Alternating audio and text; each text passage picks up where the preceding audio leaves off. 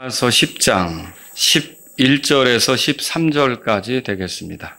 이는 성경 기록이 이르기를 누구든지 그분을 믿는 자는 부끄러움을 당하지 아니하리라 하기 때문이라. 이는 유대인과 그리스인 사이에 차별이 없기 때문이라. 이는 모든 것 위에 계신 동일한 주께서 그분을 부르는 모든 사람에게 부요하시기 때문이라. 다 같이요. 이는 누구든지 주의 이름을 부르는 자는 구원을 받을 것이기 때문이라. 아멘. 자, 오늘은 거기 성경 기록이 이르기를 찾으셨습니까? 네, 그런 제목으로 제가 말씀을 드리겠습니다. 바울이 자신이 전하는 교리, 이것들을 사람들에게 확신시킬 때 종종 이렇게 구약의 성경 기록을 가져다가 인용해서 말하는 경우가 있어요. 특히 이제 유대인들을 상대할 때 더 그렇습니다. 유대인들은 오랫동안 구약 성경 기록을 알고 있었잖아요. 그러니까 구약 성경 기록에서 가져다가 그들에게 이제 바울이 전하려고 하는 진리 있을 거 아닙니까? 이거를 확신시키는데 그 성경 기록을 가져다가 이제 사용해서 그들에게 확신을 시키려고 했던 거죠. 바울이 로마서에서 전하려고 하는 교리가 뭐죠? 믿음으로 구원받는다. 이게 간단하게 믿음으로 구원받는다는 거예요. 그리고 율법을 지키는 행위가 아니라 믿어서 하나님의 의를 얻게 된다. 하나님의 의에 이르게 된다. 이거를 바울이 전하려고 하는 거죠. 근데 이제 유대인들은 그것을 불편하게 생각하는 거예요. 그들은 율법을 지켜야 된다고 생각하고 율법을 지켜서 구원을 얻을 수 있는 것처럼 생각해왔기 때문에 이제 바울이 전하려고 하는 진리가 거북하게 이제 느껴지고 받아들이기 어려운 걸로 생각이 되는 거죠. 근데 그런 그들을 이해시키기 위해서 바울이 어떻게 하느냐? 구약에 그들이 잘 알고 있는 성경 있죠. 그런 것들을 가져다가 이해시킨다라고 하는 거죠. 오늘 11절에 보세요. 누구든지 그분을 믿는 자는 부끄러움을 당하지 아니하리라. 이거 하나님 말씀이죠.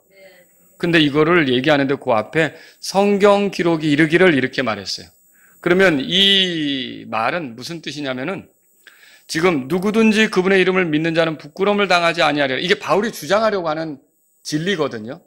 누구든지 믿으면 부끄러움을 당하지 않는다.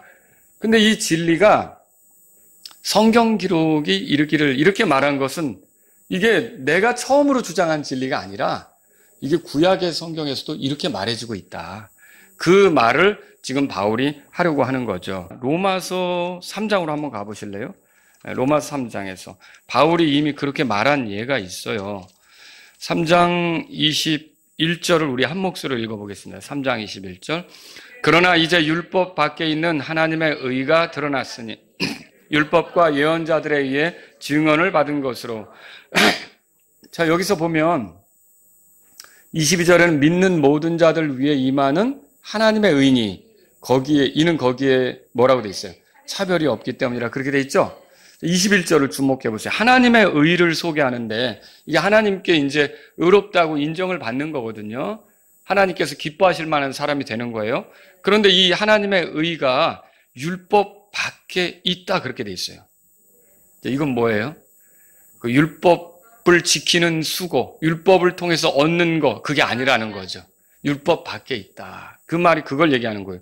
거기다가 또 율법과 예언자들의 증언을 받은 것으로 그렇게 돼 있죠.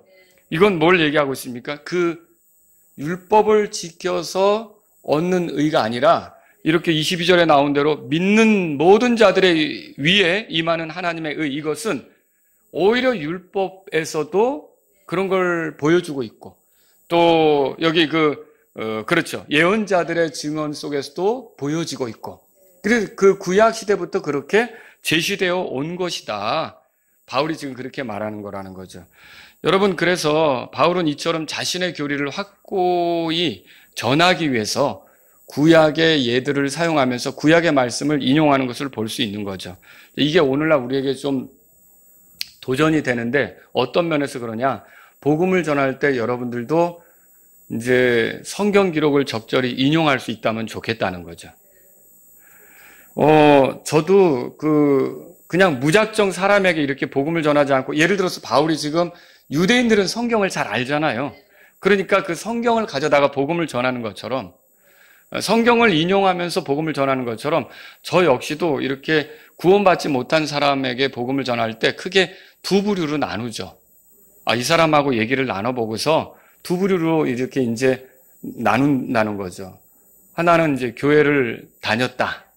다른 하나는 이제 교회를 아예 안 다니고 교회가 뭔지도 모르고 교회 문턱도 가보지 않았다. 뭐 교회에 대해서 깊이 생각하지 않았다. 이런 경우로 나눈다는 거죠. 그럼 교회를 안 다닌 사람의 경우는 제가 처음부터 막 성경을 펴가지고 뭐 이렇게 얘기하기가 어려운 부분이 있어요. 그 사람은 성경 자체를 이제 별로 신뢰를 두지 않으니까. 근데 그런 사람들에게는 어떻게 해야 될까요?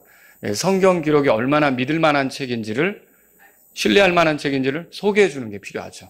그리고 또 하나님께서는 보이지 않지만 우리가 그분에 대해서 이미 다 알고 있다는, 그리고 그분을 우리가 인정할 수밖에 없다는 그런 이야기들을 들려줄 수밖에 없는 거죠.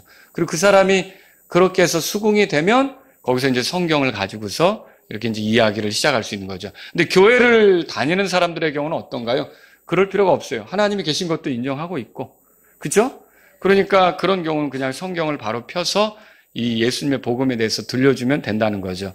교회 다니는 사람이 성경을 거부하거나 안 들으려고 하거나 뭐 이러진 않을 거 아닙니까? 그러니까 성경을 펴서 가르쳐 주면은 그 사람이 읽어보면서 수긍을 하고 제가 전하는 복음에 따라올 수가 있다는 거죠. 그러니까 이게 상대가 어떠냐에 따라서 우리가 복음을 전할 때 잘 이걸 지혜롭게 할 필요가 있는 거죠. 그러니까 바울도 자기가 이 진리를 전하는 데 있어서 그걸 듣는 사람들이 유대인이다. 그런 경우는 어떻게 하느냐? 구약의 성경들을 가져다가 인용하면서 확신을 시키려고 했다라고 하는 거죠. 자, 그래서 오늘 제가 여러분에게 이제 우리가 좀 더 성경을 잘 인용하고 성경에 대해서 이렇게 관심을 갖고 성경을 여러분이 또 연구하고 이런 데 좀 자극이 되도록 성경 기록에 대해서 몇 가지 말씀드리는 걸로 오늘 제 설교 내용을 이렇게 삼겠습니다. 제가 오늘 첫 번째로 여러분에게 말씀을 드리고 싶은 것은 이겁니다. 구약 성경이 필요 없는 것처럼 말하는 거 잘못입니다. 그렇죠? 예. 어떤 사람들은 교회를 세우고 또 우리가 영적으로 자라는 데 있어서 바울이 쓴 것만 읽어도 충분하다 이렇게 말하는 사람들이 있어요. 구약 성경 굳이 읽을 필요가 없다 이렇게 생각하는 거죠. 여러분 유대인들은요 특이하게 구약은 열심히 읽지만 신약 성경은 인정하지 않습니다. 유대인들이 이스라엘 사람들이 그렇다는 거예요. 이게 신약까지 읽는 사람들은 교회죠, 교회. 그리스도인들이죠. 그렇죠? 근데 그것도 문제고요. 자신이 그리스도인이라고 하면서 구약 성경 읽을 필요 없어. 그냥 바울이 쓴 것만 읽어도 교회가 뭔지 알고 우리가 어떻게 영적으로 자라는지 잘 알 수 있어. 이렇게 말하는 건 옳은 거예요. 그것도 극단이 된다라고 하는 거죠. 그거 이제 잘못된 쪽으로 나가는 거예요. 여러분 그걸 어떻게 생각해 볼 수가 있어요? 우리가 그 고린도전서 15장에 보면 그렇게 읽어요. 성경 기록대로 그리스도께서 죽으시고 묻히셨다가 성경 기록대로 셋째 날에 다시 일어나시고 그런 표현이 있잖아요. 거기서 성경 기록대로라는 말은 무슨 말이에요? 그게 구약 성경 기록대로 그 소리예요. 그러니까 그 고린도 전서가 써질 당시만 해도 신약이 완전히 완성된 게 아니거든요. 그럼 거기서 성경 기록대로라고 말하는 거는 구약 성경 기록을 말하는 건데, 자, 그 구약에 예고된 대로 예수님께서 오셔서 우리 죄 때문에 죽으셨고 묻히셨고 그 구약에 예고된 대로 예수님께서 부활하셨다. 지금 그 얘기를 하는 거죠. 그럼 이게 하나님께서 약속하신 거 혹은 예고해 주신 거 미리 말씀하신 거 이게 일어난 거 이게 성취된 걸 우리가 어떻게 알아요? 예, 성경 기록을 통해 아는 거죠. 아, 구약에 그렇게 말해져 있더니 이렇게 일어났구나. 우리가 그런 걸 확인하면 어때요? 하나님을 더 신뢰할 만하다고 생각하는 거 아닙니까? 왜 그래요? 사람은 말해놓고 이루지 못할 때가 많지만 그러나 하나님은 말씀하시면 반드시 성취하거든요. 그러니까 우리가 구약의 그 성경 기록의 예고들을 읽어보고서 오늘날 우리가 사는 시절에 그대로 일어난다고 한다면 그것이 그대로 성취된다고 한다면 그 예고하신 하나님은 어떤 분이에요? 신실하신 분이죠. 신뢰할 만한 분이죠. 그렇기 때문에 우리가 하나님에 대한 신뢰를 더 갖고 하나님에 대해서 더 알기를 원한다면 우리는 구약 성경을 외면해서는 안 되는 거예요. 구약 성경을 볼 필요가 있다라고 하는 것이죠. 여러분 바울은 이렇게 말했어요. 로마서 15장으로 가보세요. 로마서 15장. 자, 15장 4절에 다 같이 읽습니다. 이는 전에 기록된 것들은 무엇이든지 우리의 배움을 위해 기록되었기 때문이니 이것은 우리가 성경 기록들이 주는 인내와 위로를 통해 소망을 갖게 하려 함이니라. 아멘. 자, 여기 전에 기록된 것들은 그렇게 말하고 있죠?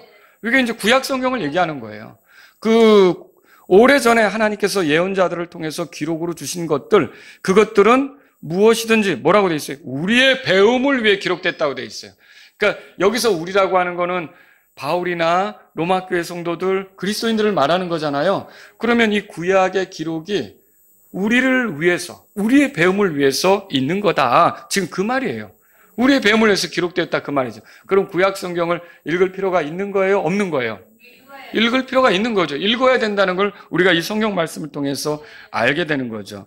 여러분, 정말로 구약 성경 읽다가 이게 성경이 거울 같잖아요. 여러분의 모습을 발견할 때가 없던가요? 있죠? 아니, 이 이스라엘 사람들이 이렇게 멍청할까? 홍해 바다를 건너면서 하나님의 권능을 체험했고, 하나님께서 그들을 보호하시는 거, 이끄시는 거, 필요하면 공급해 주실 수 있는 것을 알면서도 왜 그렇게 궁지에 몰리면 쩔쩔매고 불평하고 원망하고 하나님 앞에 그럴까? 아니, 하나님이 약속해서 주신 땅이 있다면 얼마든지 들어가는데 못 들어간다고 다시 돌아가자고 하고 왜 그런 식으로 할까? 아니, 이집트에서 구출해내신 그 하나님께서 당연히 또 그리로 돌아가게 하려고 구출해내셨을까? 약속한 땅으로 드리려고 구출한 거 아닌가? 우리가 그렇게 생각하잖아요. 근데 이스라엘 백성 보면 진짜 답답하고 깝깝하게 느껴지잖아요. 그런데 가만히 성경 읽다가 어느 날은 갑자기 고개가 숙여지면서 이게 내 모습이네. 여러분 그렇게 깨달아진 적 없습니까? 그 성경 기록이 거울같이 나를 비추는 거예요. 그 구약 성경 기록을 통해서도 여러분 우리 자신을 이렇게 비춤받고 우리가 잘못된 것들은 내려놓을 수 있는 계기를 가질 수도 있다는 거죠. 그 구약 성경을 읽을 필요가 있는 겁니까? 읽어야죠. 읽어야죠. 당연히 고린도전서 10장으로 가보세요. 고린도전서 10장. 그래서 바울이 고린도 교회에게 이렇게 말합니다. 자,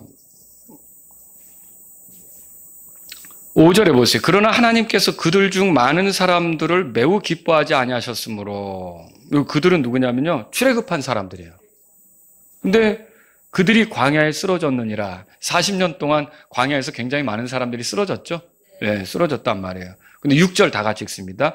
이제 이 일들은 우리의 본보기들로서 그들이 탐한 것 같이 우리도 악한 것들을 따라 탐하지 아니하게 하려 함이니라. 자, 여기에 이 일들은 그랬어요. 그리고 구약 성경에 기록된 그 이스라엘 사람들이 광야에서 방황하던 일이 있잖아요.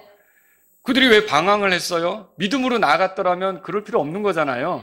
근데 믿음으로 나아가지 않고 하나님 앞에 불평하고 기도하면 좋은데 하나님께 감사함으로 나아가면 좋은데 그게 아니라 코너에 몰리고 궁지에 몰리면 하나님 앞에 불평을 쏟아내잖아요. 결국 그렇게 해서 하나님께서 이게 한두 번도 아니고 여러 번 반복이 되니까 더군다나 하나님이 약속으로 주신 땅도 못 들어가겠다고 그렇게 버팅기면서 아주 그 불만을 토로하고 이집트로 돌아가자고 이렇게 막 떠드니까 하나님께서 그들을 광야에서 쓰러지게 만드신 거였죠. 근데 이 사건이 이게 구약에 나오는 건데 이것이 뭐냐면 6절에 보니까 우리의 본보기들로서 그렇게 돼 있어요. 그럼 뭐예요? 이게 우리도 만약에 이 시절에 믿음으로 주님께 반응하지 못하고 탐욕적이 되면서 육신적이 되면서 자기중심적이 되면서 이렇게 간다면 얼마든지 주님이 주시기로 한 좋은 것들을 누리지 못할 수가 있다는 걸 보여주는 거죠. 그러니까 이게 구약에 나오는 그런 기록들이 우리에게 가르치는 거, 훈계의 내용들이 된단 말이죠. 여러분 이것들을 우리가 배울 수 있는 거죠. 그리고 또 거기 보세요. 밑으로 내려가 보시면 10절 제가 읽을게요. 또 그들 중에 어떤 자들이 투덜거리다가 파멸시키는 자에게 파멸을 당했나니 너희는 그들처럼 투덜거리지 말라. 그래서 자, 이스라엘 백성이 광야 생활하면서 굉장히 투덜거렸죠. 뭐 하나님께도 투덜거리고 모세에게도 투덜거리고 아론에게도 투덜거리고 하여튼 굉장히 투덜거리는 사람들이었단 말이에요. 그런데 11절 다 같이 읽습니다. 이제 이 모든 일들이 그들에게 본보기들로 일어났고 또한 그것들이 세상의 끝들을 직면한 우리의 훈계를 위하여 기록되었느니라. 이게 구약의 이 사건들이 성경에 기록이 되어 있는데 왜 이게 기록되어 있느냐? 마지막 시대를 살고 있는 우리들을 훈계하기 위해서 기록되어 있다는 거죠.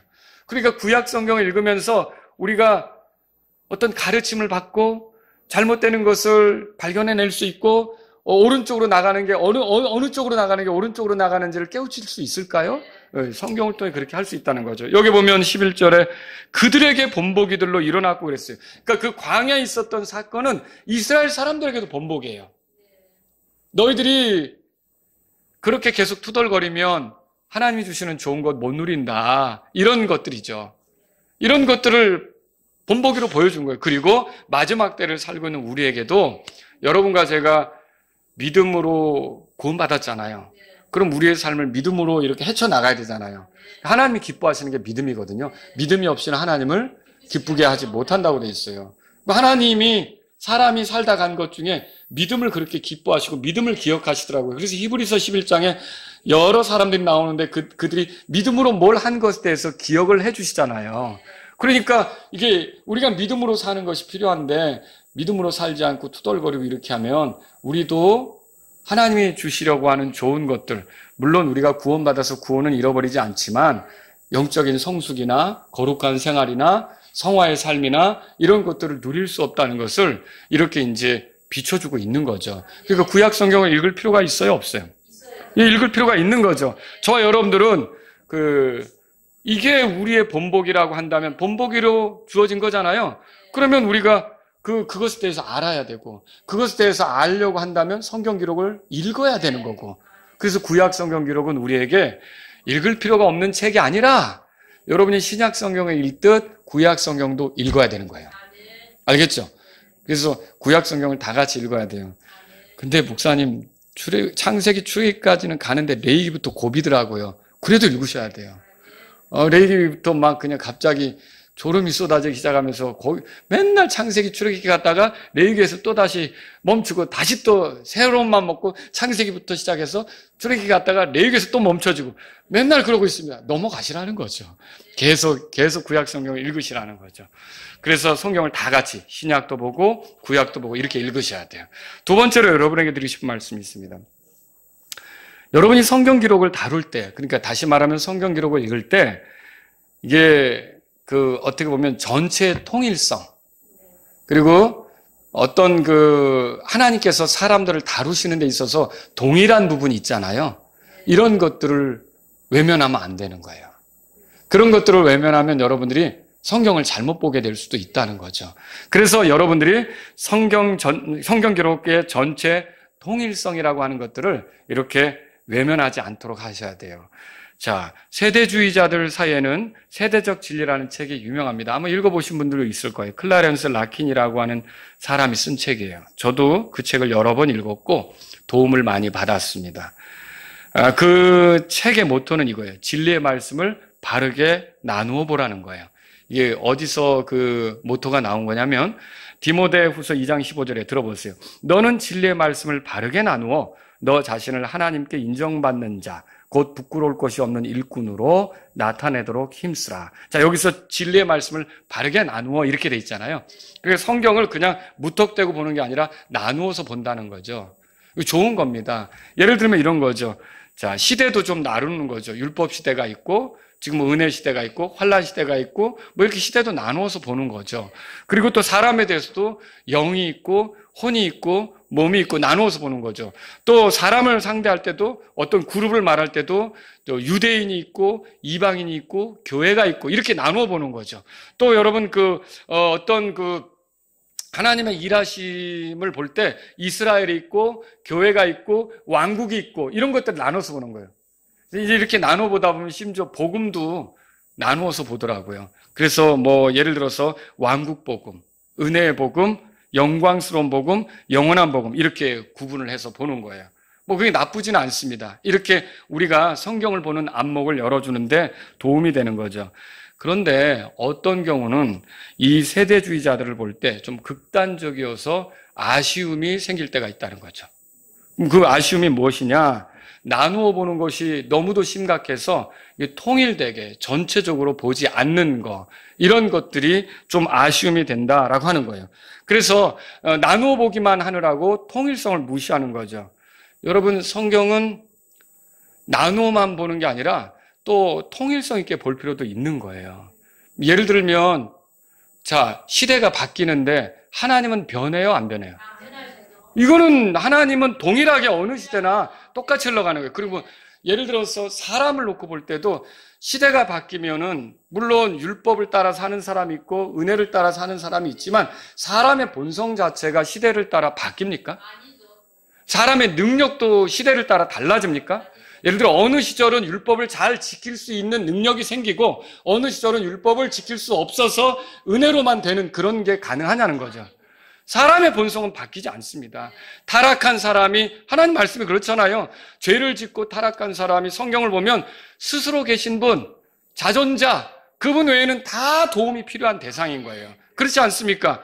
그 자존자 외에는 어느 시절이든지 누구든지 다 도움을 받아야 되고 은혜가 필요하고 그래야만 살아갈 수 있는 거라는 거죠. 그러니까 우리가 성경을 볼 때 나눠서 보는 부분도 있지만 이게 변하지 않는 동일하게 흘러가는 통일성 있게 가는 그것도 우리가 잊으면 안 된다는 거죠. 오늘 12절 말씀 보세요. 로마서 거기 10장 12절에 한번 읽어보겠습니다.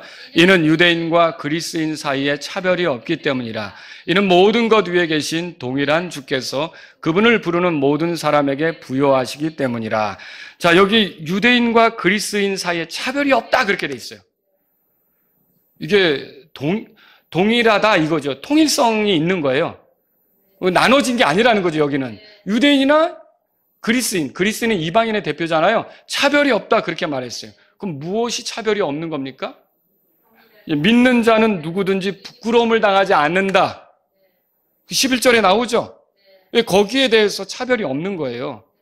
그리고 또 유대인과 그리스인에게 다 적용되는 게 뭐냐? 믿으면 결국은 부끄러움을 당하지 않는다. 다른 말로 그 밑에 보면 구원을 받는다. 그렇게 나오죠. 이거는 차별이 없는 거예요. 이거는 모두에게 다 동일하게 나타난 거라는 거죠. 이것까지 하나님께서 믿어도 이스라엘을 더 이뻐하시고 이방인은 조금 급수가 떨어지게 하시고 이런 건 아니라는 거죠. 여러분 아시겠죠? 그래서 하나님께서 이렇게 하시는 거예요. 그 다음에 12절에 거기 지금 읽은 데 보면 모든 것 위에 계신 뭐라고 돼 있죠? 동일한 주라고 돼 있어요. 그러니까 주님은 시대가 변해도 주님은 안 변하시는 거예요. 그래서 차별 없으신 주님, 통일성을 보이시는 주님을 이 동일한 주님 안에서 발견하는 거죠. 그러니까 이 동일한 주님이 사람의 본성에 대해서 아는데 어느 때는 아주 예민하게 잘 알고 어느 때는 둔감해지고 이렇게 합니까? 사람의 본성에 대해서 아는 게 구약시대나 신약시대나 다 같을까요? 완벽하게 다 알죠. 얼마나 사람이 약한 존재인지, 얼마나 어리석은 존재인지, 얼마나 힘없는 존재인지를 하나님께서는 다 아시겠죠. 그렇단 말이에요. 그래서 히브리서 13장 8절에 그리스도는 어제나 오늘이나 영원토록 동일하시다 그렇게 말했어요. 바로 그 동일한 주님께서 시대를 초월해서 그분을 부르는 사람들을, 그 믿음을 가지고 그분을 부르는 사람들은 어떻게 해요? 구원한다는 거죠. 이 13절 말씀 보세요. 13절에 그렇게 써 있는 거예요. 다 같이 읽습니다. 이는 누구든지 주의 이름을 부르는 자는 구원을 받을 것이기 때문이라. 그래서 여러분 유대인이든 이방인이든 믿음으로 주님을 부르는 자는 구원을 받으며 거기는 어떤 차별도 없는 거예요. 이거는 동일한 거라는 거죠. 그래서 이게 사실 로마서 주제이기도 해요. 로마서 1장으로 가보세요. 로마서 1장 16절에 제가 읽습니다. 이는 내가 그리스도의 복음을 부끄러워하지 아니하기 때문이라. 이는 그 복음이 믿는 모든 자를 구원에 이르게 하신 하나님의 권능이기 때문이니 먼저는 유대인에게요 또한 그리스인에게로다 그랬어요. 자, 여기 먼저는 유대인에게요 또한 그리스인에게로다 라는 말은 유대인과 그리스인 사이에 차별이 있다는 거예요, 없다는 거예요? 차별이 없다는 거예요. 이건 통일된 거예요. 이건 동일한 거예요. 그러니까 누구든지 복음을 믿으면 그 사람은 구원받는다는 것이 하나님께서 전체적으로 정하신 거라는 거죠. 우리가 이걸 알 수 있는 거예요. 그리고 여기 17절 다 같이 있습니다.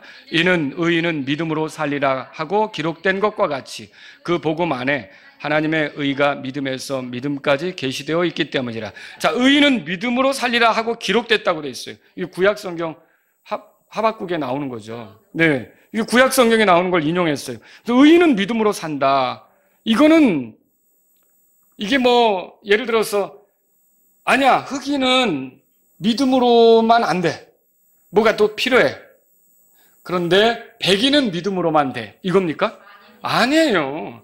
이거는 그냥 모두가 다 동일하게 주어진 거예요. 누구든지 믿으면 이렇게 의인은 믿음으로 산다는 거예요. 그리고 여기서 하나님의 의가 믿음에서 믿음까지 계시되어 있다. 이게 뭔 말이에요? 믿음에서 믿음까지 이 말이 쓰여진 것은 앞에서 믿음으로 산다는 걸 강조한 거예요. 그럼 믿음이면 충분하다는 소리죠. 그래서 여러분 이게 결국 유대인도 믿음으로 살고 이방인도 믿음으로 살고 누구든지 믿음으로 살고 이걸 보여주는 거예요. 그래서 성경 기록을 읽을 때 여러분들이 나누어 보면서 공부할 필요가 있습니다. 그러나 바뀌지 않는 것들 있잖아요. 하나님의 어떠하심, 하나님의 속성, 하나님의 성품, 그렇잖아요. 그리고 또 사람의 본성, 사람의 능력, 사람의 어떠함, 이런 것도 바뀌지 않았다고요. 하나님 앞에서 타락하고 나서 성경이 보여주는 그런 모든 것들은 여러분이 동일하게 통일성 있게 보면서 하나님 말씀을 이해하려고 하셔야 된다는 거죠. 아시겠죠? 자, 세 번째로 여러분에게 드리고 싶은 말씀이 이거예요. 구약 성경 기록을 가져와서 신약의 진리를 설명할 수 있다는 거죠. 그게 가능할까요? 가능하다는 거예요. 자, 오늘 본문의 로마서 거기 10장 11절에 이는 성경 기록이 이르기를 누구든지 그분을 믿는 자는 부끄러움을 당하지 아니하리라 그랬어요. 그분을 믿으면 믿는 자는 부끄러움을 당하지 않는다. 근데 이게 어디서 온 거냐? 이사야서에서 온 거예요. 이사야서 한번 보세요. 이사야서 28장 한번 찾아보세요. 이사야서 28장. 이사야는 바울이 사역하기 700년, 800년 전 사람이에요. 그렇게 오래전 사람인데 이사야가 말했죠. 자, 15절에 보세요.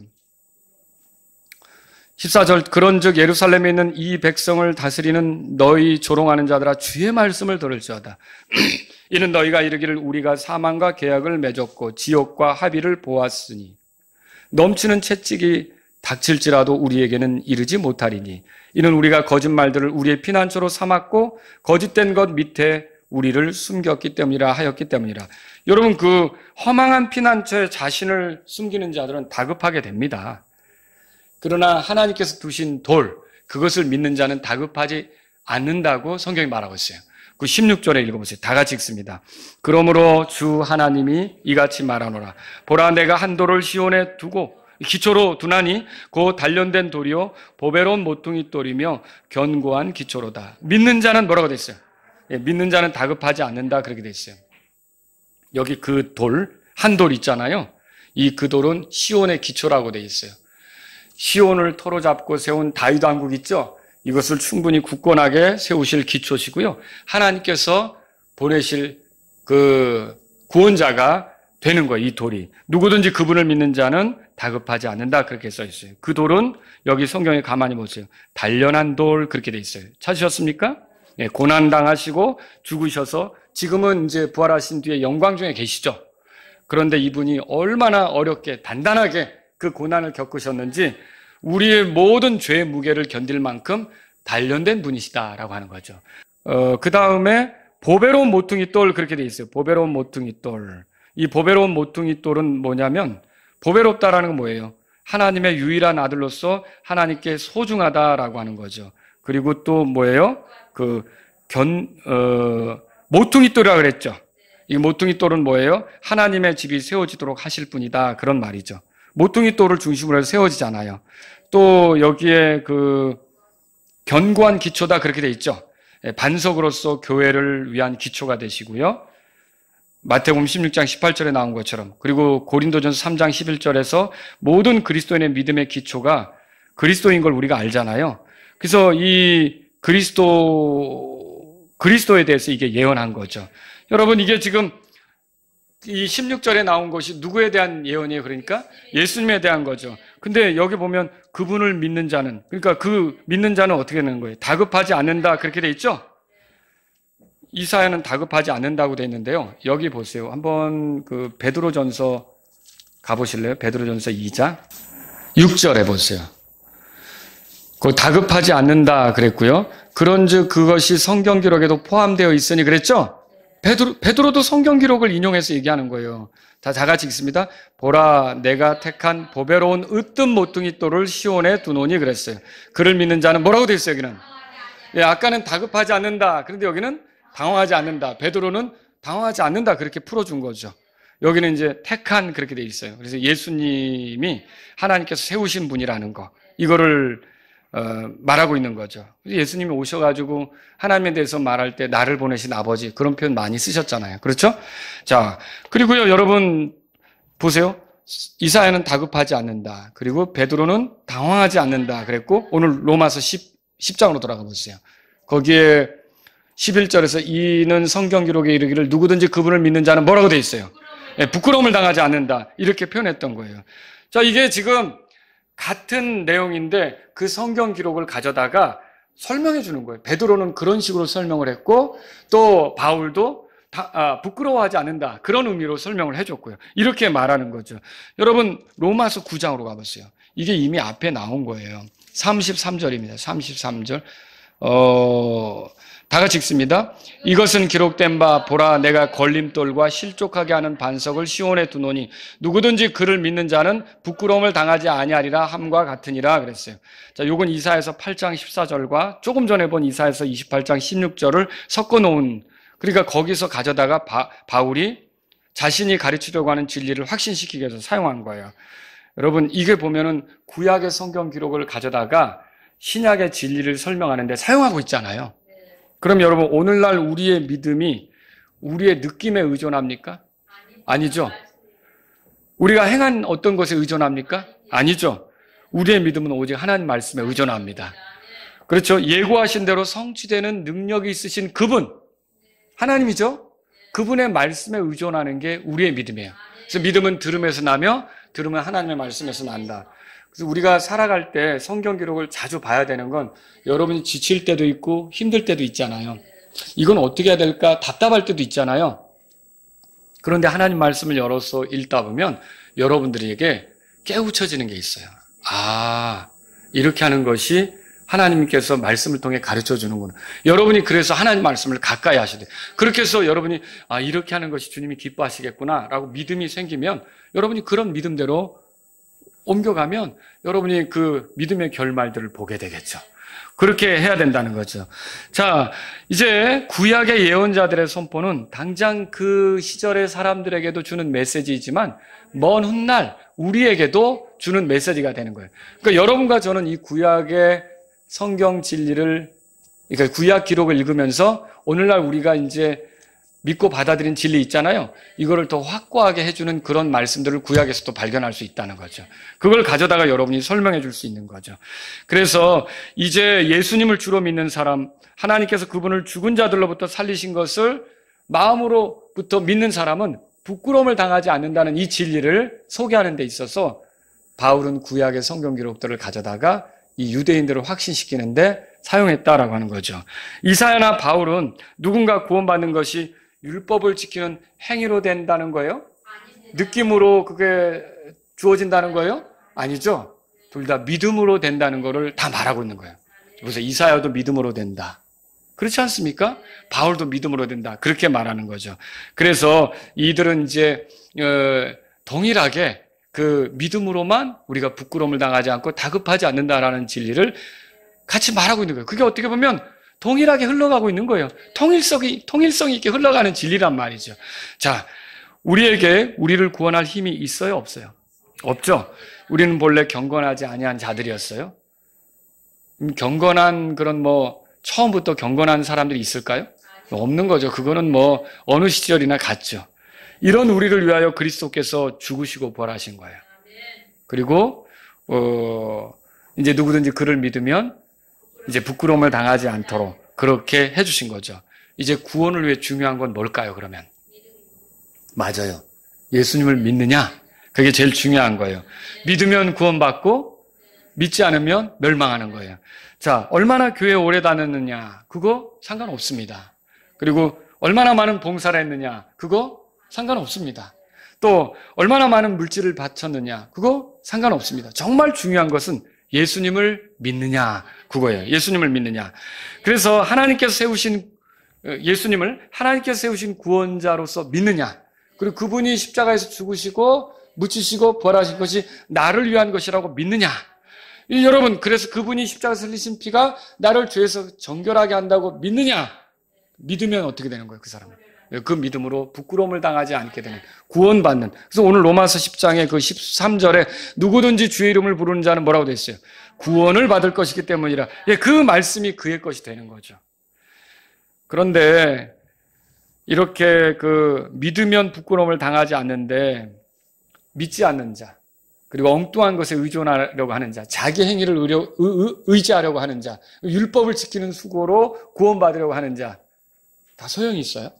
소용없는 거죠. 그거는 끔찍한 결말에 이르게 될 거라는 거죠. 그래서 저와 여러분들에게 이제 필요한 것은 하나예요. 예수 그리스도를 믿는 믿음이라는 거죠. 여러분 예수 그리스도를 주로 믿으십니까? 구원자로 믿으십니까? 나 때문에 그분이 죽으시고 묻히시고 부활하신 걸 믿으십니까? 그러면 이 말씀대로 여러분이 그 믿음으로 부끄러움을 당하지 않게 되는 거예요. 다급하지 않게 되는 거예요. 당황하지 않게 되는 거죠. 구원받는 거다라고 하는 거죠. 자, 말씀을 마치기 전에 다음과 같은 권면을 드립니다. 여러분, 첫 번째로 성경 기록을 연구해야겠습니다. 그것을 부지런히 나누어 보시는 것이 필요합니다. 이게 또 막 섞어버리면 안 되는 거죠. 나누어 보시는 것이 필요하고요. 또 그렇지만 또 전체적으로 보셔야 될 것도 있어요. 차별 없이 하시는 하나님이시기 때문에 이게 동일하게 흘러가는 것들은 여러분들이 놓치지 않고 또 마음속에 간직하고 갈 필요가 있다는 거죠. 성경 기록을 연구하십시오. 두 번째로 성경 기록을 골고루 읽으십시오. 유대인들은 신약 성경을 읽지 않는다 그랬죠? 또 어떤 사람들은 바울 서신만 읽어야 된다고 고집하고요. 그렇게 해서는 안 되는 거예요. 우리는 신구약 성경을 부지런히 읽으려고 해야 되는 거예요. 여러분들, 그래서, 이게 성경 읽기표 가지고서요, 우리가 이제 골고루 이렇게 성경을 보는 훈련을 하셔야 되는 거예요.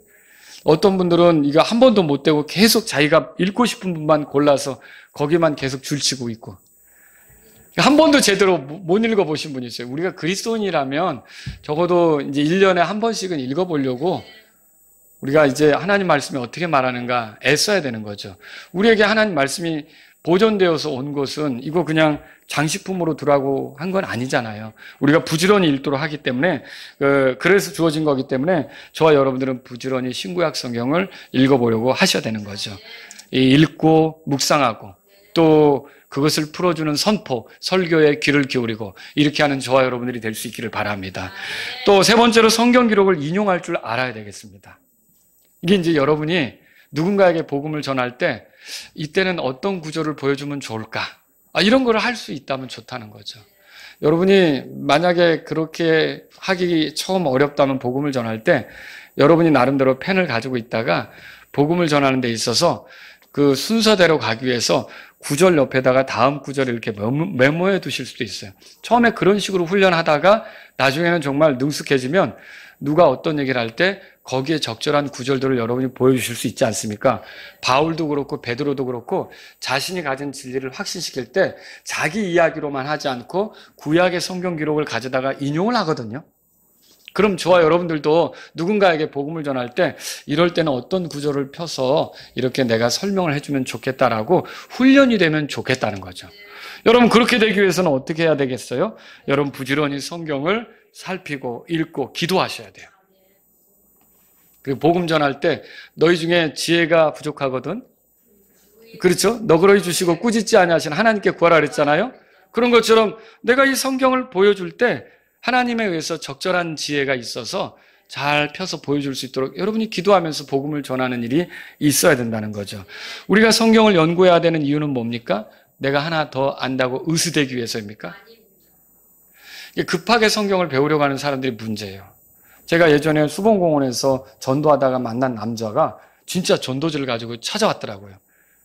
평일에 찾아왔는데 음료수까지 들고 찾아오셨어요. 근데 저한테 성경을 가르쳐 드리려는 거예요. 너무 반갑잖아요. 그런데 제안을 하나 하시더라고요. 1년 안에 다 가르쳐 주십시오. 그래서 저는 그렇게 할 수 없다 그랬어요. 1년 안에 다 가르쳐 달래요. 여러분, 그 사람 마음이 그렇게 급한 거예요. 왜 그럴까요? 이게 자기도 모르게 어쩌면 그 사람의 속마음은 제가 모르겠지만 내가 이만큼 알아서 많이 얘기하고 싶고 돌아다니고 싶을 수도 있다는 거죠. 여러분, 성경 기록은 평생 걸쳐 알아가는 거예요. 저도 계속 하나님께서 깨닫게 하시고 가르쳐주고 그 과정 중에 있는 거죠. 여러분, 우리가 성경 기록을 연구하는 이유가 의수되기 위해서입니까? 내가 그냥 거침없이 말하면서 오 대단한데라고 누군가 울어보도록 하기 위해서 그렇게 하는 겁니까? 아니라는 거죠. 우리가 또 남들이 모르면 그걸 위협하기 위해서 그렇게 하는 겁니까? 그것도 모른다고 윽박지르기 위해서 그렇게 하는 겁니까? 아니라는 거죠. 다른 사람을 살릴 목적으로, 그리고 내가 주님 앞에 바로 설 목적으로 성경을 아는 거죠. 여러분, 지식은 교만하게 하지만 사랑은 세워준다라는 말씀, 고린도전서 8장 1절에서 보죠. 여러분과 제가 성경을 알아야 될 이유는 사랑 안에서 진리를 말하기 위해서. 아시겠죠? 우리 다 같이 일어서시겠습니다. 오늘 이 말씀을 들으신 여러분 가운데 하나님 아버지, 제가 성경을 가까이 하기를 원합니다. 나에게 믿음을 주는 하나님 말씀인데, 믿음을 더해주는 하나님 말씀인데, 내가 이 성경 기록을 더 가까이 하길 원합니다. 이런 분이 있다면 이 시간 주님 앞에 나아가십시오. 하나님 아버지, 제가 성경을 읽을 때 저로 하여금 깨닫게 도와주십시오. 제가 또 누군가에게 성경을 가르쳐 줄 때 적절하게 성경을 이렇게 제시해서 보여줄 수 있는 그런 훈련이 될 수 있도록 저를 도와주십시오. 이런 분이 있다면 이 시간 주님 앞에 나아가십시오. 하나님 아버지, 제가 성경을 많이 알수록 더 겸손하고 나를 살피면서 사랑 안에서 진리를 말하는 사람이 되기를 원합니다. 이런 분이 있다면 이 시간 주님 앞에 나아가십시오.